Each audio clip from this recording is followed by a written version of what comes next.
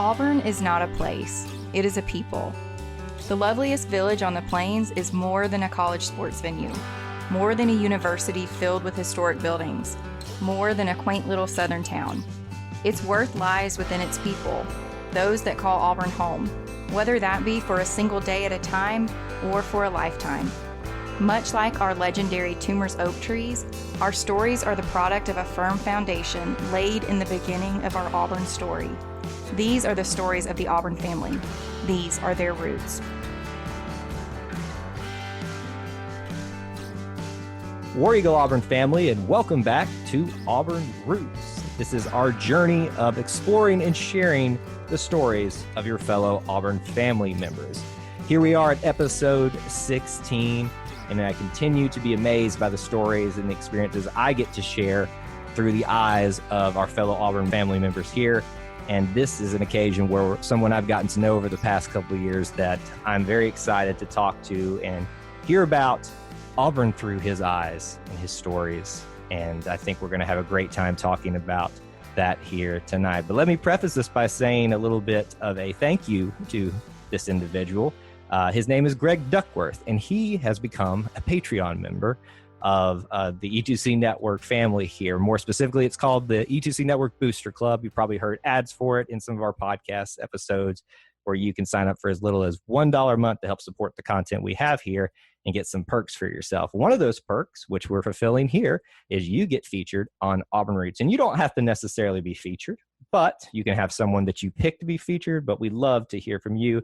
And thankfully, Greg has graciously decided, I don't know why, because he's got better things to do than talk to me tonight, but Greg is here to share his Auburn roots. And Greg, thank you so much for joining me. Kyle, it is my pleasure. I've been looking forward to this ever since you and I talked, and I look forward to it, man.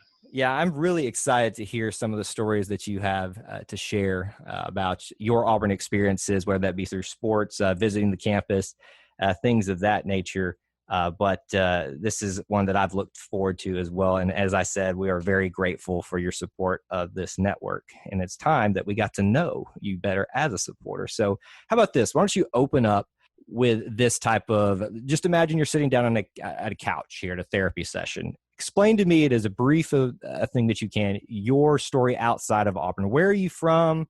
Where did you grow up? Anything that pops in your head, if somebody needs to know who Greg Duckworth is, give me that right now. Absolutely. So, as you said, my name is Greg Duckworth. I live in Gardendale, Alabama, which is just about 15 minutes north of Birmingham, right up I-65. Born and raised in Alabama. Attended elementary school, high school here locally. I did move to the Panhandle in 1989, late 89, early 90, to the Panhandle of Florida. Resided in Panama City, Florida for about 11 years, which is where I met my wife, or my future wife at that time. And we were married in 92. And then in the year 2000, moved back to Birmingham from Panama City. And during that entire time span of my life, Auburn was obviously still a big part of my life through all of that. So married, have two sons, one about to turn 30, one in his mid-20s, 25.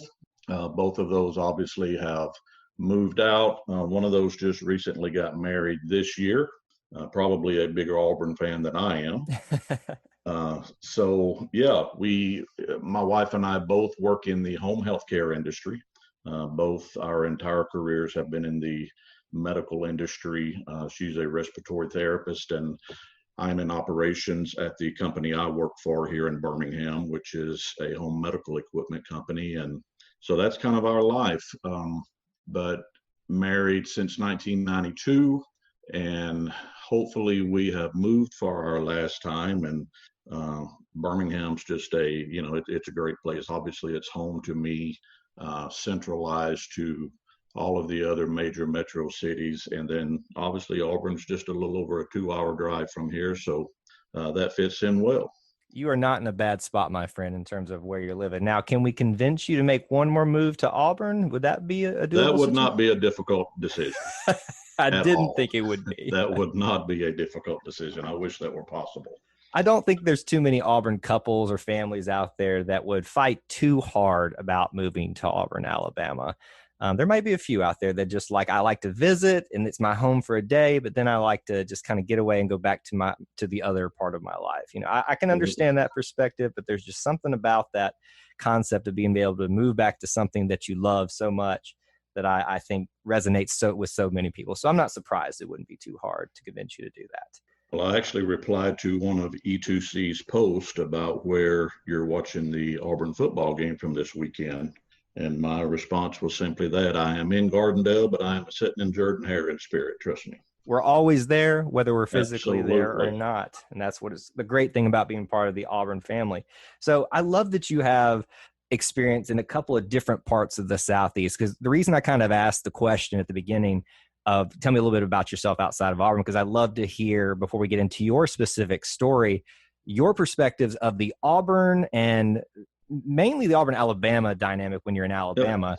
but even throughout the Southeast, just what's it feel like to be an Auburn fan in Gardendale? First of all, why don't we start there? Birmingham, it's right outside of Birmingham. So Right. I'm sure there's a somewhat, there's not a 50-50 split, I'm sure, but there's at least probably some type of dynamic there. What's it like from your perspective? There is, and I would say obviously the majority are fans of that other school. That shall not be named here. Exactly. So it is probably 70-30 here in Birmingham. And then, so Kyle, it's interesting. We have, in our work professional setting, we have branch locations throughout the state of Alabama. And it's amazing, always has been.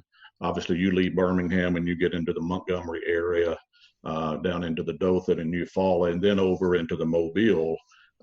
You can pretty much tell from the locations you're in, kind of I guess the ratio of the Auburn, Alabama fans. But here it's probably closer to 70-30 here.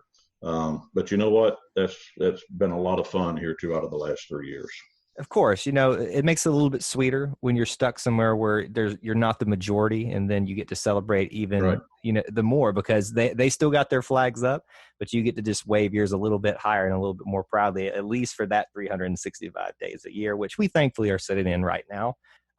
So I'm sure that makes it a little bit easier for you. So no troubles with Alabama fans in Gardendale, or has it been everybody getting along? No, it is actually pretty laid back when it comes to. I mean, there's those occasions to where you have the crazies just being the crazies. But here in our neighborhood, knowing several of our neighbors, and you see, especially during COVID-19, when fans are not attending the ball games, it's great to ride through the neighborhood and you see the projectors up on the garage doors and huge gatherings out in the driveway, and horns blowing, and it's pretty wild on Saturdays. But at the end of the day, you close Saturday night out and up Sunday morning, and it's still pretty tame. Yeah. Well, I'm glad to hear that you're not having too many run-ins up there, but we know that as soon as that game gets a little bit closer, things will get a little bit more interesting there for you as well. Last thing I do want to touch on, spending a little bit of time down in Panama City. It's known as the Redneck Riviera, and it's probably the central location in terms of beach things that people think of for the Southeast. So you got to think when you go down there, you're going to be seeing a couple of things, obviously, us good old Southern people down there, but you're going to see flags and tents with different, Auburn, Alabama, other SEC schools. Usually it seems like LSU seems a lot of a presence down there, out there on the beach. What, from your perspective and time down there in Panama City, what is Auburn's presence like down there for the short time you were there? The time span that I was there, Kyle, there were several that I got to know while I lived in Panama City, but obviously right there, that close to Tallahassee, several of my closest friends there were Florida State fans. And I had always, being born and raised here, from the time you're able to walk, you're growing up in the Iron Bowl rivalry, and you know what that's like. And when I recall when I first moved to Panama City, I was interested in seeing how that Florida State rivalry occurred. And I can tell you, year one, and I expressed this to every one of them down there, it's a rivalry, and you can feel that. But as we all know, it does not touch the Iron Bowl rivalry. It doesn't touch the heart of the true college football fan and what it means to the fans, such as the Iron Bowl up here. And I think I've always said probably I don't know that another rivalry in this nation matches that, but I saw a lot of that. And then you have to keep in mind also, I was down there at a time when Auburn and Florida State met in the Sugar Bowl. So, and I will never forget that night. And I'm sure most, if not all of our listeners who were old enough to remember that game is the night that Deion Sanders got away with the pass interference call and we lost the ball game. And so, yeah, there was a lot going on there. And then I also lived there during the time, which was pretty cool, of, Bobby Bowden was at Florida State. I will never forget the day I heard of Terry Bowden's hire.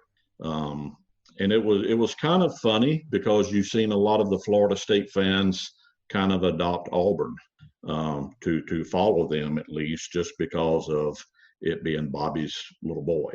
Right. So that was a cool time to live down there and experience that. So, but yeah, they, there was probably a few of them that were ready to have me admitted once they were around me during an Iron Bowl or really any Auburn game as far as that goes. So it's different. It's a little different, but definitely enjoy the times down there and seeing that. But you're right on the LSU in Mobile. They're obviously not far away. We have a couple of locations down there, and there are a ton of LSU fans down there that you have that interaction with, and that's a little different mixture of fans there to deal with. See, that's not something we've had here yet on the Auburn Roots episodes previously, is someone with a good, at least, insight into the Auburn-Florida State rivalry. And it's hard to call it a rivalry because we've only met them once in the last couple of decades, that being the national championship game. And I know, folks, it stings me saying it too. But that's interesting to hear that you got to see the whole Bobby Bowden and then Terry Bowden coming to Auburn. And I've always wondered, what did that feel like for someone who maybe lived in the area to know that your coach's son is going to somewhere else? So at the time was probably a bigger rival than it is now. That's just kind of I would imagine it's some weird feelings for the Florida State fans and maybe a little bit weird for the Auburn fans too, because there's a lot of ties with the Bowden family, even previous to that, between Auburn and the Southeast and Birmingham, all that stuff. So there's a lot of interconnectivity with the Bowdens and Auburn, it seems like. There is. So Coach Dye resigned at the end of the 92 year, right after the Alabama game. Terry Bowden came in 93. So, and you also have to remember that with Terry Bowden coming in 1993, throughout that decade of the 80s, Auburn and Florida State had two or three just absolute, gang wars of football games. I recall one of those, a 49-48 football game, I think the final score was. And then a second one was like a 3-point ball game. So that rivalry had begun to grow, and it's a shame that went away. And I get, conference, the way that all of the conference realignments took place, it just couldn't occur anymore after that 92 season. But that rivalry had the potential to be something really special. So, and I've always, probably, I've never minded Florida State. When Coach Bowden was there, I actually enjoyed watching Florida State. So me and those guys really didn't have any issue down there, but obviously within the SEC, and you had the Gators during that time. And then, but it was fun with Terry Bowden and Coach Spurrier, 1993 and 1994, those two games. Back to back, when we were able to knock those guys off, and they were at the top of the world during those times. So those were some fun days, though. I will never forget those. You definitely got a unique perspective that I don't think there are many Auburn fans can say that they have, watching your Auburn Tigers from the state of Florida during a time when Florida was at its highest point probably in the modern era. So that's a really neat perspective. Well, how about this, though? Let's go a little bit deeper into you and your Auburn story. Tell me, where does Auburn come into the picture for the life of Greg Duckworth? Is it at birth? Is it some other time later down? Where does Auburn and Greg interconnect? So, Kyle, knowing that I was coming on the show, I did kind of think about that, because I am probably different than most, if not all, guests that you've had on this show, is that I did not attend Auburn as far as the university for school. As a matter of fact, when I graduated high school, my father had passed away when I was 9 years old. My mom was raising five boys on her own. So I was one of those ones that, and I probably am one of those old timers. I'm telling on myself now, but I literally, when I got out of high school, I had to go to work. And I went to work with the company that I work with today in 1987, straight out of high school. So with that and thinking, I did not get the opportunity to attend Auburn. So I think back to when I was probably 6 or 7 years old. My oldest brother, which passed away in 2013, was just a huge Auburn football fan. And I thought about this today and thinking about the show tonight. I recall Kyle probably, again, 6 or 7 years old, which put him at 16 to 17 years old. He was right at 10 years older than I am. I remember as a small boy being out in the backyard with Big Brother, right? Mm-hmm. And following my big brother around, and most of our extended family were all Alabama fans. And I don't know if Gary, which was my oldest brother's name, I don't know if that's why he chose to be an Auburn fan, was because just everybody else was for Alabama. I don't know what happened along that line, but I remember him being 16 to 17, me 6 or 7 years old, and being out in the backyard. And I don't know if you remember, this may sound kind of strange or whatever, but this is the story. You remember in your high school days, homecoming games, when they would throw out the little rubber footballs, right? Maybe 5 or 6 inches long. I recall, for whatever reason, being in our backyard as a 6 or 7 year old, following him around and him just bouncing that football off of a tree. And he was doing radio play-by-play of Auburn football games. And that's what I remember from my childhood with my oldest brother, believe it or not. And everything I knew about Auburn, he instilled that in me every Saturday, because you have to remember, we did not have televised games back then like we have today. You were lucky to have 2 a year, if that. So a lot of Auburn football games, I remember sitting with him, whether it be in the bedroom or even outside in the yard, him throwing the football up in the air and catching it and listening to the radio broadcast of Auburn football. And ever since that day, I mean, that's what I would attribute my fandom to, would just being that part being instilled in me from him at that young age. And then growing up, that's all I knew when it came to sports. And literally after he married and moved off, then, I mean, I recall doing the same thing at 13, 14, 15 years old, being out in the backyard with the radio. And at that point is when Bo Jackson kind of came in the picture, and listening to Jim Fife on the radio call those Auburn football games. And I would not take $1 million for those days. To where today, compared, obviously every football game, you have the opportunity to see that on TV, but it was quite different back then. And then in growing up during those times, Kyle, it never occurred to me. As a matter of fact, it almost seemed impossible to me that it would even be possible for me to attend an Auburn football game. It was just that big to me in my mind. And I actually attended my first football game in 1988 at Jordan-Hare Stadium. That was the season opener. I will never forget it. It was raining, and season opener 1988, when we opened with Kentucky, and we beat Kentucky 20-10 that day. And that was my first of many, many visits to Jordan-Hare. But yeah, as funny or strange as that seems, just growing up, that never even seemed like a real possibility that I could sit in an Auburn football game, right? Right. I'm thankful that you actually got a win for your first game. You know, there's a football game. That's the thing about a football. It's oblong. You never know how the ball is going to bounce. And that's kind of the personality of the actual game itself. You may think that your team is far better and superior than the others, but you just don't know what happens until you line them up and go out there and kick the ball off. So I'm happy that you started out in a win there. But one thing that sticks out to me from what you were just talking about is the story of your brother. Yep. It seems like everybody I talked to, and it's not the case for everybody. I've actually talked to, I think, my wife, Jessica, where her story was she just went on a college campus visit and just felt this feeling, this is where I'm supposed to be. So it wasn't necessarily a family thing in Sure. terms of her most immediate family, but oftentimes there's a family member that we think back to that pointed us in the direction, got us interested, or did something that made us investigate why Auburn. And so I think that's very special that you and your brother have that to go back on. And I'd be interested to know in these little playbacks of the radio calls and stuff, were they pretty accurate to how they went down, or how was the actual gameplay?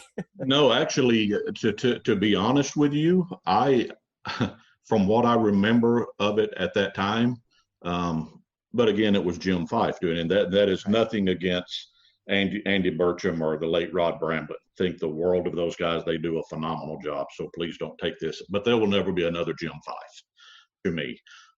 So Jim Fife could paint a picture.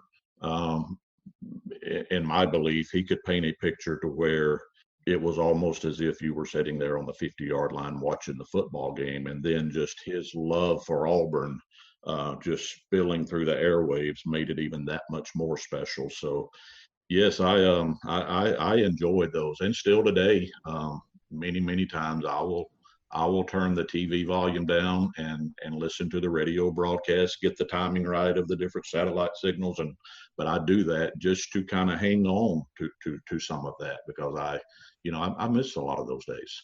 Absolutely. I think there's a lot of things that we miss about some of those that we've lost within the Auburn family. Jim Fife is certainly one of those. And as you said, it doesn't take anything away from Rod or Andy now, but Right. The fact that the legacy that they get to build off of is such a great one. And I'm sure it's an intimidating factor for them, but at the same time, it's something that, wow, I get to follow in the footsteps of Jim Fife. Wow, I get to follow in the footsteps of Rod Bramblett. And that's got to be such a cool feeling right there. What made Jim so special to you? Because that's like you said, there's not a lot of games on TV. It's hard to really get a picture for what's going on when there actually is no picture for many of these games. What made Jim Fife so special as a broadcaster? So two things really. And even today, Andy Burcham, Rod Bramblett did this. I think 10 minutes before kickoff, they've been through the Tiger tailgate show, the pregame, but 10 minutes before kickoff, and it comes on, and it's the game broadcast. And then Jim Fife always had this. He set the stage of the game. And I loved hearing that segment before kickoff ever occurred. But the greatest thing was obviously his tagline of "Touchdown Auburn" and how that came about. Jim Fife in his book, I remember reading, and I heard him say this in a couple of different interviews that, in some ball game, I don't know when it was, but he just, without it being planned, when Auburn scored, that's when he yelled "Touchdown Auburn" the way only Jim Fife can do that. And he brought up that it was brought to his attention how that just really got under the skin of Alabama fans. And that's why he continued to do it during his broadcast. So I guess that, and again, just in me growing up, Jim Fife, and I don't remember how many years he called Auburn football games, but it was a long time. And that's just all I ever knew. And but I remember the day getting the word that morning, early or mid-morning that morning, of his passing, and a very sad day for the Auburn family. But there will never be another one like him, and just his niche for calling not only the football games but basketball games. When Auburn on a fast break and someone dunks on the other end, and it's always hello Blakely, Georgia, or wherever the kid may have been from. And it's just I'll never forget those memories as a child. Yeah, there are these people that seem to hold a special place in your life in terms of your Auburn family life. For me personally, Jim and Pat, Dye, and Bo were these legends I grew up learning about. And I was alive for some of it. But, really where it solidified was for me was when, Tommy Tuberville, Cadillac Williams, and then Rod Bramblett, kind of they were the ones that solidified my time. So it sounds like for you, Jim Fife, Bo Jackson, Pat Dye, at least that area of time frame of Auburn football is what really solidified it for you. And that's quite a special one to look back on at your time. And you've got some pretty great memories, I'm sure, from that. It was, no doubt. So let's talk a little bit more about maybe you mentioned that you, not the traditional story, you didn't go to Auburn. Is there any reason why, or is it just didn't work out? It wasn't in the cards for you? And do you feel like you missed out on anything because of that? I do. I think I've missed out on a lot of not being able to do that. But on the flip side, I will also say we have been truly blessed. I literally grew up since I graduated high school in the company that I am still employed. Me and my wife both employed by the same company. And it's been kind of a family away from family is truly the atmosphere that we even feel like we have at work. So we've been blessed in that aspect, but did I miss anything? Yes. My wife, as I said, we were married in my time that I lived in Panama City. She was born and raised in Panama City, had never been out of the panhandle of Florida in her life. And she attended a community college down near Gainesville. So she was a huge Gator fan. And that didn't take long for her to kind of swap over to the good side. Pick the correct orange and blue, right? That's right. That's right. But yes, I often think back about what I did miss, especially, going even today, you go down for game day and you're tailgating or just walking the campus. And I would literally probably give my right arm to be able to say that I graduated from Auburn University. But again, I'm not going to complain too much because we have been blessed. And, I believe that things work out according to a plan. And but looking back, yes, there's several times especially when I was 18, 19, 20 years old, did I think about that a lot? Absolutely. Yes, I did. But unfortunately, it just didn't work out that way. Let me put it to you this way. You know that phrase, you don't want to know how the sausage is made type of thing. So I'm not saying that's the case here in any stretch of the imagination, because I loved my time at Auburn at school. Sure. And every day before and since then. But, you almost have that unique perspective that you still almost have the mysticism about it, because you weren't in the studies here. You weren't involved in some of the things that probably weren't so fun at Auburn during the time that you've you've maintained a cushion. And in some ways, I think that's maybe beneficial, because it still creates this kind of like magical perspective to you about Auburn. Now, I can appreciate that you may have not had some of those experiences that you kind of wish that you may have. But if I may kind of sweeten the deal for you, so to speak, I do almost not envy you, but just kind of I would be interested to see it from your eyes as someone who has not actually gone to school there. So I think that that's a very unique perspective that you have. And let me ask you this, though, maybe a little bit more like personal. Do you feel any less connected to the Auburn family without going to school there? Never. Absolutely not. No, it is again, it's not a cliche, it's true. But that family atmosphere, I feel like I get it, as far as that atmosphere that's down there. And yes, it is magical still to this day, for especially, my younger son, which is just a true avid Auburn sports guy.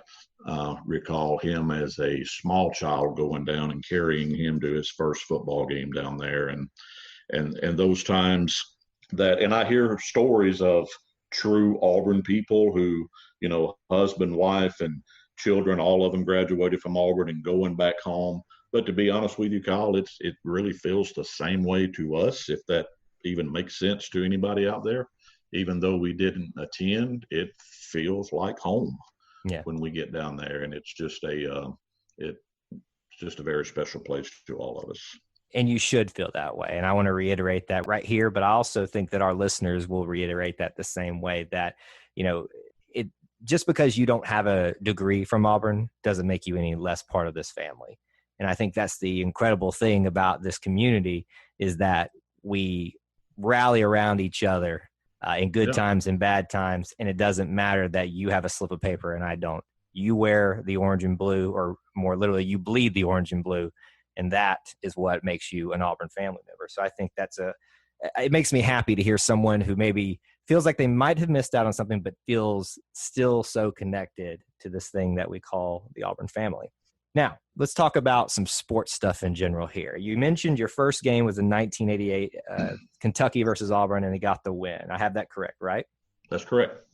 What are some of those big games for football and any other sports that you can think of that you have experienced in person, or even, not in person? What's Sure. the ones that come to mind for you, that when someone wants me to talk about why I love Auburn, this is what I think too?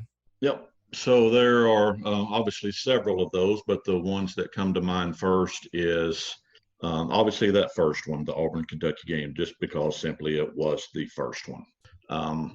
I always think about, to me, again, I was not at the Kick Six game. My son was, but I was not there personally. But to me, out of all the football games that I've ever attended at Auburn, the loudest that I have ever heard the stadium is I was literally standing on the walkway there in the corner of the north end zone. And this is when Tim Tebow was a sophomore, I believe, freshman or sophomore, but when Auburn blocked the punt, Trey Smith recovered it and scored. It literally sounded like a bomb went off in that place. And I had heard stories of people feeling that walkway. It felt like it was shaking. And I did. I experienced that night. That place, that's the only way I know to describe it. It sounded like a bomb went off in that place. Mm-hmm. So that's the loudest. I will never forget that game. As far as a game not attending, I was in Panama City living in 1994. I will never forget this game. 1994 against LSU. That was the game to where Auburn intercepted, it was either 3 or 4 passes and returned all of them for touchdowns. And when we sold the home we lived in, true story, when we sold the home we lived in, I literally had to take the ceiling fan down. We were getting ready to move out not long after that, because on the last one, I went up and my head went through the ceiling fan. So, true story. So yeah, that was kind of memorable. But I guess, and this is going to sound really crazy, out of all of the Iron Bowls, I have never attended an Iron Bowl in Jordan-Hare. I have been to 4 Iron Bowls, and every one of those have been in Tuscaloosa, and Auburn won all of those. You brave soul, you. Yes. So remember, the 9-0 game. We literally walked in that stadium that morning. I think that was 9-0, I think, or maybe that was the 2 years after that. But it was the day I'll never forget. We walked into the stadium and you could hear the sleet bouncing off of those bleachers. And so, yeah, every Iron Bowl I've attended has been in Tuscaloosa. Why that is, I don't know. I'm kind of to the point now, I went through that stage to where I love going to the big games at Auburn, or to the Iron Bowl over there. But now it's more of, I'll go down 2, 3, 4 times a year for a football game, something like that. And it's mostly the homecomings of the schedule, things of that nature. Mm-hmm. But yeah, just, there are, like everyone else out there, there have been several of those games that you'll never forget. Yeah. But yeah, that first one, I can remember that like yesterday. I mean, Vincent Harris from the 4-yard line playing fullback scored and really sealed the game. You just, you remember small things like that. Why, I don't know, but that's been several years ago now. I'm doing a little bit of investigative reporting here. What is Auburn's record when you attend the Iron Bowl in Tuscaloosa? How many of those did they win? When I was going through that span, I want to say they won their first 4 or 5 over there. Okay. sounds like you don't ever need to come to an Iron Bowl at Jordan-Hare Stadium, and you just need to keep going to the ones in Tuscaloosa. Yeah, That's what I'm hearing here. Yeah, because at that time you always heard it called, Bryant Denny was Jordan-Hare West at that time. Yep. Yeah, they had some had a string of several good years there during the Tuberville era. So. Well, Greg, I hate to break it to you. I'm going to forbid you to come now. I mean, I need you to be in, but I need you to be in every one of the Tuscaloosa ones, because it sounds like you are the lucky charm we need there. So that's your commission, sir. And then obviously everyone, no one will ever forget, if you were, living during that time or whatever, but the 1989 Iron Bowl, everyone, I think every Auburn fan will always remember. It's kind of like where you were, the day Elvis died. You'll never forget where you were, where you watched the 1989 Iron Bowl the first time ever down there. So that was probably the most special game to me and in my history watching Auburn football. Well, it wasn't the day that Elvis died. It was just the day that Bear Bryant's words died, that they'd never play in Auburn. There you go. So it's just a different form of funeral, I guess, if you want to think about it that way. But that's some great stories for football. I love that you're bringing the Florida flavor here tonight. And obviously we talked about Florida State a lot, but the fact that you pointed out the 2006, I believe it was, first game with Tebow and all that, and the block punt. I was there alongside you, so I was contributing to that earthquake. So it's great to know that somebody else experienced that with me. I know there were 87,000 other people there with me, but nice to meet someone that was there and experiencing that in person, and it was absolutely incredible. Now, outside of football, any other big sporting events stick out to you? And it obviously can be modern times right now too, but just anything from outside of football that sticks out. Yeah, so we go to been to several basketball games. I guess the most memorable was defeating Alabama by 54 in Beardy's Memorial Coliseum. We were sitting inside there that night for that ball game. We'll never forget that. But really, the basketball games, been to quite a few of those in the new arena. But again, you think back to what really, with it being gone now or shut down, those in Beardy's really sticks out back in the early 90s, even, Coach Ellis when he was there. But yeah, I will never forget the Auburn, Alabama game when it was just everything worked that night, and it was like throwing the basketball in the ocean for Auburn. It doesn't matter what sport, or it can be checkers for all we care. If Alabama's involved, we will get hyped for it and be ready to just put it to them and destroy their hopes and dreams. So I'm not surprised that sticks out to you as well. How about this? I call it the big three: football, basketball, baseball. Those are the ones that everybody thinks of in sports in general, but also for Auburn athletics. If you had to say, like right now in your Auburn fandom, this outside of those three, what's the Auburn program that's really piqued your interest right now? Right now I would say I probably followed Auburn softball closer than any of the other ones. I mean, I will sit and, I think tomorrow afternoon at 4:00, the soccer team plays, I believe. If they're still playing when I get home, I'll tune into that. But probably the Auburn softball program here over the last, 6-8 years. Went for a long time, and it was really just football and basketball. But it just seems the older I get, and I think I made the statement to you, if Auburn came up with a marbles team, I would probably watch it. Right. But yeah, probably softball. Yeah, I'm not surprised by that one because, like you said, for a while there, it did feel like it was within the big three or even just big two for a while there. But now what I try to remind Auburn fans of is you are living in a time based on the research that I've done, and that's only personal research, where you have got programs across the board that are not just competitive, but are highly competitive, and meaning that they are in the hunt for not just SEC championships, but national championships quite often. So if you can't find a reason to be happy outside of Auburn football and basketball, I can give you several other reasons to do so. And softball is definitely one of those as well. And you're making me think back to we were so close to the mountaintop in softball. And I remember sitting here on a warm, I think it was like a June night, watching that final game with Oklahoma in the Women's College World Series. Were you Remember it watching well. that one? I Yeah. was. Yep. Remember it well. Oh, gosh, I'm getting disappointed now just talking about it. So we've got to stop it.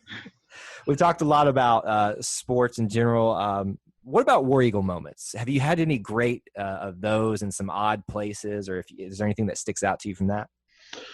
Uh, yes. And again, I think back to, I think back to my Florida days when I lived down there.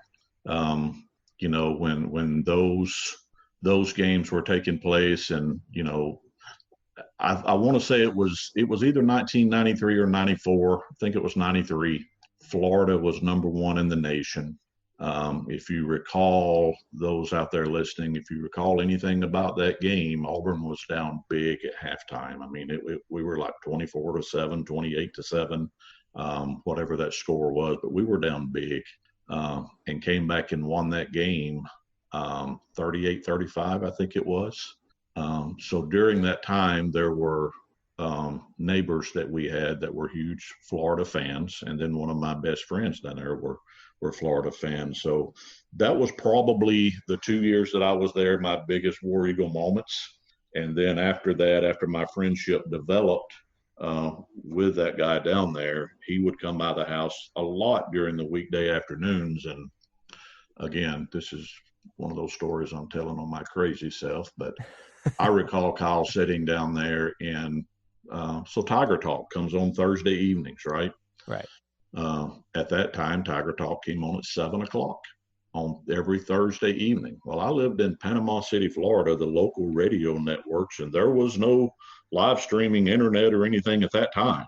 And I recall, and he would come by my house on Thursday evenings just to, I guess, watch me do this. I could go out to my car in the driveway in Panama City, Florida, turn on an AM station out of Dothan, Alabama. And if the conditions were just right, I could hear Tiger Talk. And I would sit in my car in my driveway and listen to it for as long as those conditions were right. And when those conditions started to fade, I would crank my car and change positions of my car in my front yard to pick it up again. And that was kind of the running joke between he and I, and he would bring it up to everyone would go around. So that automatically brought out you just don't understand what War Eagle means, and with his Go Gators, et cetera. So yeah, it's crazy times. Now, are you sure you didn't go to Auburn? Because what I'm hearing is some straight up engineering stuff right here. It is, it's a little overboard. I'm sure. I look back on some of that stuff now, but no, man. I mean, when I'm no different than most out there. You love what you love, and when it means that much to you as what you do to pass time. You get up Saturday mornings. I did during that time frame, and it could be a Saturday night ball game, and if you were to ask my nerves or my stomach at 8 o'clock on Saturday morning, it wasn't any different than, I guess, you felt like you were actually the one playing in the ball game. I mean, I wouldn't eat breakfast. I wouldn't eat lunch. It was, it was pretty crazy, probably overboard a lot, but you know what? That's what makes Auburn football special. I think we all go to a point in our life where we go a little overboard with it, and then we kind of come back to a place of putting it in its place where it's still just as special, but we're able to kind of focus in on what really matters in life. And then again, and that continues to make it even more special because it's that unique thing that we can go back to and have a camaraderie with anyone wearing the orange and blue, whether it's, over in Europe or right here somewhere in Birmingham, Alabama, where you are, or in the outskirts of Birmingham, Alabama. There's just something special about that feeling there. And, we've talked a lot about sports too, but there's a lot of other things to be proud of for the university as well. And, we've got a lot of prominent programs that we have at the university, and I'm sure you know about and heard of many of them. What's the one that sticks out to you most and the one that you get most proud about coming out of Auburn? Absolutely. So a very recent one comes to mind. So me working in the home healthcare industry, as I said at the beginning of the show, we deal a lot with patients who have sleep apnea. And a lot of listeners are probably familiar with a CPAP machine you wear at nighttime, right? Mm-hmm. So when the COVID-19 pandemic, when the outbreak occurred, the CPAP and home ventilators were a big problem as far as having access to enough of those, not only within hospitals, but the fear was even for home care patients. And the story broke one morning that there were a couple of engineers at Auburn University who had taken a CPAP machine, which is basically just a positive pressure device, and they had converted a CPAP machine to a home ventilator. And that occurred at Auburn. And that went rapid across our industry, that tied Auburn University to this major, finding that these guys did with a positive pressure device into what at that time everyone thought was going to be a huge need as a result of shortage on home ventilators. I mean, you hear the president talking today about, how many ventilators they had made. Well, that was a big problem, and we lived it every day. But I remember that morning and just, again, couldn't be more proud to see Auburn University come across at a time such as that, when the need was so great that, I mean, in a matter of weeks, that had been developed. And thankfully, it never had to go down that path as far as the need for it. Everything was under control, a couple of months down the road. But still yet, the technology had been generated out of Auburn University to make this happen. Guys, we have a fix for this. And that's where it started. So things like that. I mean, you think of, people hear Auburn and you hear, and it is, agricultural and things of this nature, but just a lot of things that I see out of the healthcare industry that's tied to Auburn University. It's amazing. So, yeah, and that was probably March or April, probably early April, Kyle, when that occurred. Mm-hmm. And they were on the threshold of something really, really big, that these were devices that we were having to buy internationally. And for this concept to come out down there and this technology to come out, that you could take these devices that are made here in the United States and get the need of life-saving pieces of equipment out of it was just phenomenal. Yeah, it was an incredible story. I do remember now that you mentioned that one coming out, and it just fills you with a sense of pride anytime you see your family being represented by, we'll say, Apple. We'll think of that. We'll think of enacting Octavia Spencer.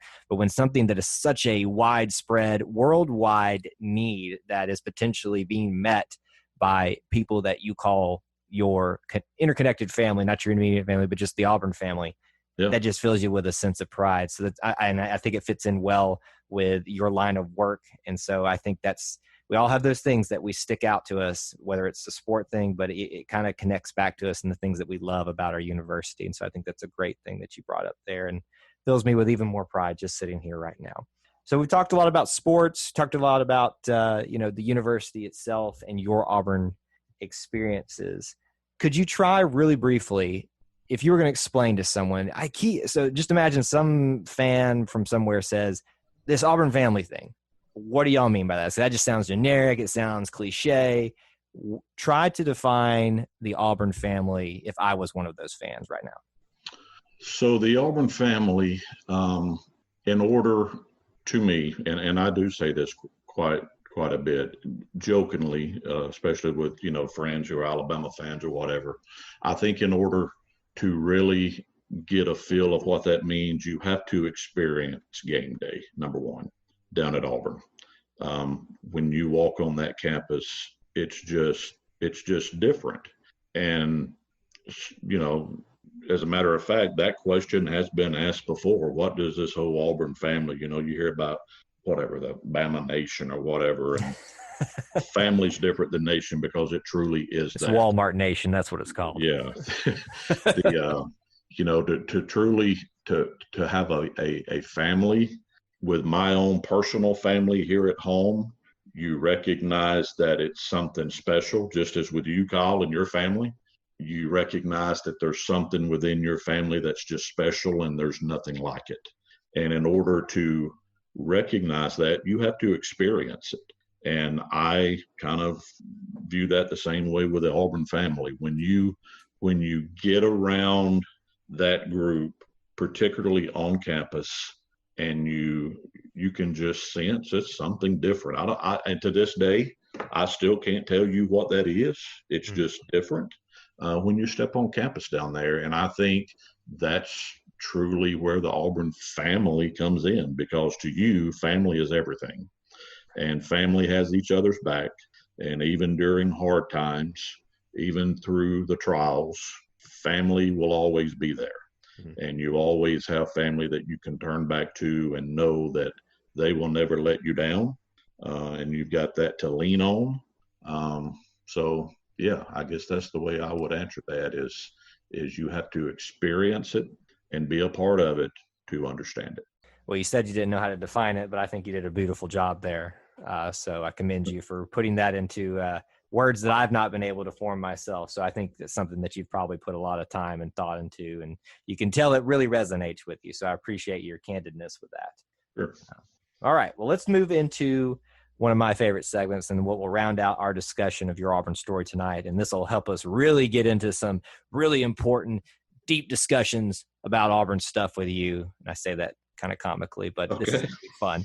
This is rapid fire questions at the end. There'll be 12 questions for you, and I call them maybe not so rapid fire. You can give me a short answer and explanation if you feel like you need to. Most people, for some reason, feel like they need to explain themselves. But they're meant to be fun, kind of this or that questions, and I'm really interested to hear your responses. So we can start that if you're ready. Ready. All right, question number 1, orange or blue? Orange. Any particular reason why?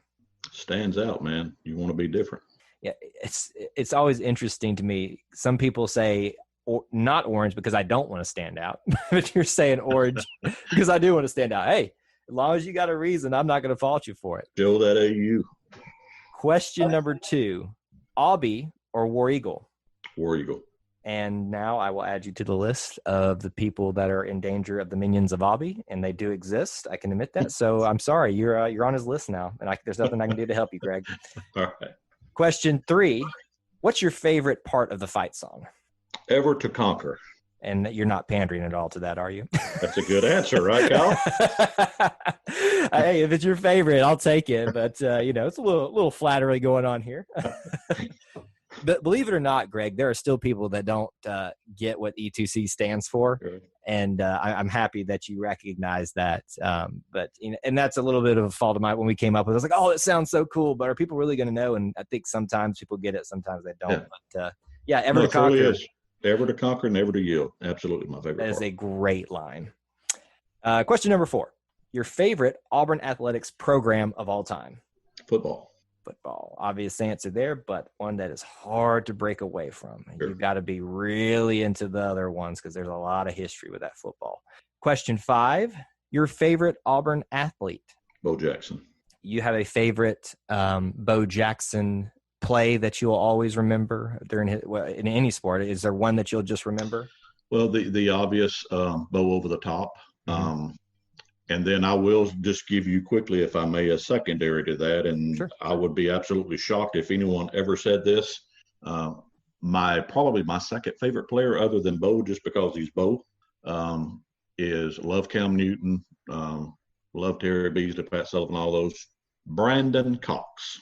Wow, we have not had Brandon Cox as at least an honorable mention even. That's an interesting. Yeah, no doubt. The kid had more heart than or as much heart as anyone I've ever seen wear the uniform down there, and he went through some tough times. And but yeah, Brandon Cox, loved the kid.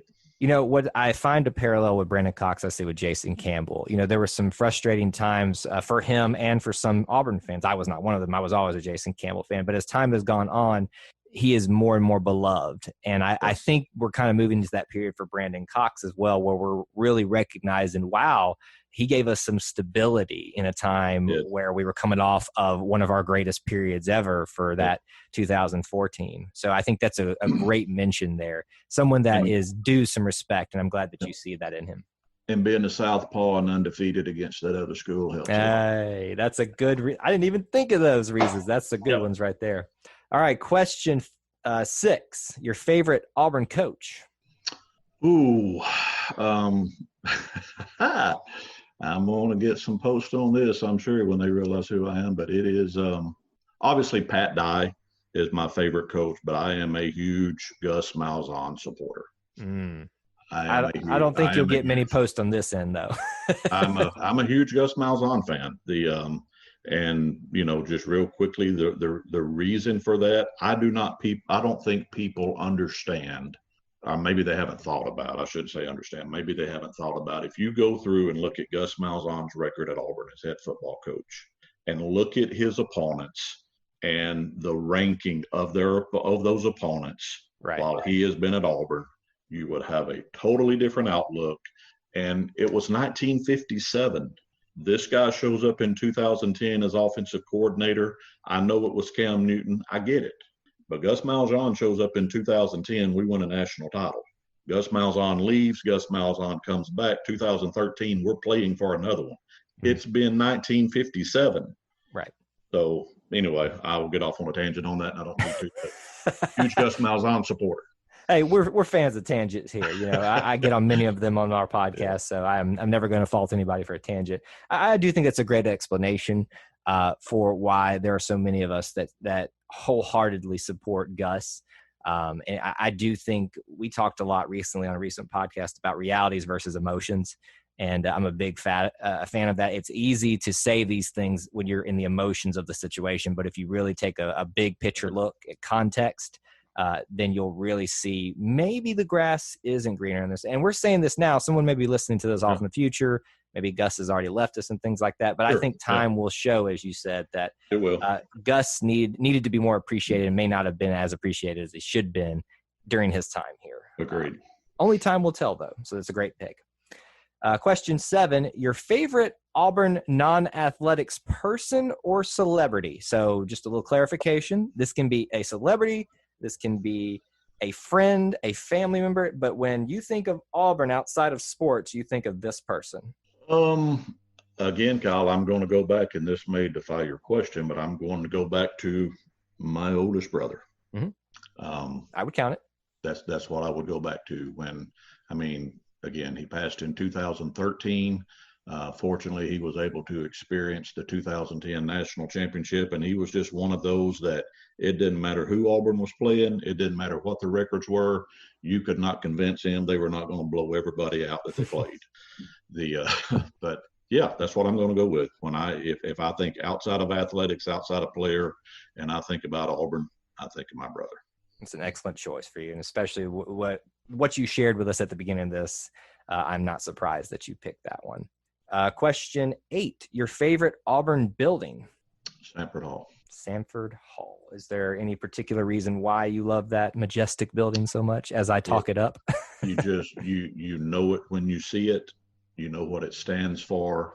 And it's just that when you think of, or when you picture Auburn in your mind, to me, that's what you see. Yeah. Sanford Hall, particularly at nighttime when it's lit up, and then the Auburn University signage out front, the brick, it's just, it's the epitome of Auburn.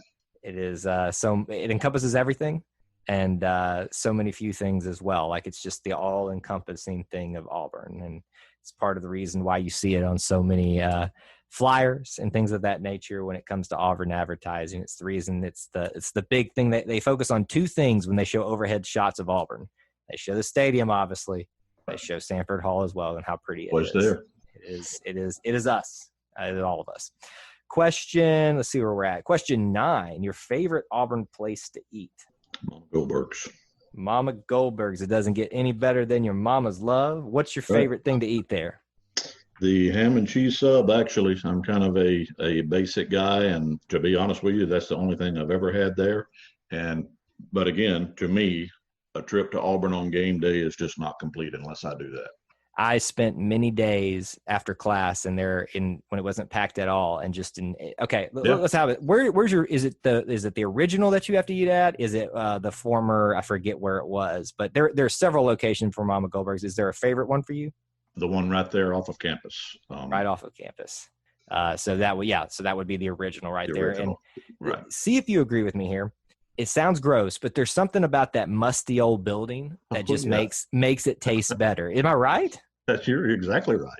Like, I've been to another one down there just outside of town, and it's just not, it's nothing against them. It was great food, but it's not the same. My trip wasn't complete that time, Kyle. you have to go stand in that, rickety old building, smashed together when COVID-19's over, or else it is not That's right. Mama Goldberg's experience. It is. I have to. All right, we got a few more left here. Question 10, your favorite Auburn tradition. And it can be sports, a non-sports, a personal one for you, but your favorite Auburn tradition. Rolling tumors. And do you have a favorite game where for Rolling Tumors that you remember? Again, I will never forget the Auburn-Florida game that night. We were late getting up there, obviously, because of the crowd and just the excitement after that game. But just to be able to walk up there, and we did a little bit of rolling of tumors, but just to stand there in the middle of that night, I'll never forget that. And we do some rolling around here on some big victories too. It always looks pretty in your own yard too. I'm sure your neighbors are like, what is this? But somebody check on me. The Auburn fans are at it again, but hey, they can talk all they want. They're not the ones celebrating. Question 11, your favorite Auburn memory. When you think of Auburn, this memory comes to mind. Again, I would have to go back to my first ball game that I attended. That first time experience of actually seeing the campus, spending the day on the campus. All of these, growing up as a child, these, what I called during that time, when you're 8, 9, 10, 11, 12, 13 years old, and you hear all of these, your radio heroes, your sports heroes, and then to sit there that day in the stands and literally see Coach Dye walking the sidelines. And my favorite memory, I'll never forget it. That's a great one. And your final question, describe Auburn to me in one word. Family. And if I had to push you to do something other, so if I took family off the table, what would be the other word? I would have to say unique. Unique. And we use that phrase a lot. Uniquely Auburn. Only Auburn, uniquely Auburn. It's not one we've had shared here yet, but I think especially with some of the things that you shared here tonight, that's a great word in addition to family. We always think of that word, but the Auburn family is unique. And again, it's just as I said earlier, it's just different. It is just different. Yeah. And we would not pick anything else in our lives. And we are so happy that you are a part of this Auburn family, and so happy that we get to share each and every game day with you, win or lose. And we get to share other memories, War Eagle moments, wherever that might be, in Panama City, Florida, Birmingham, or even in the loveliest village on the plains.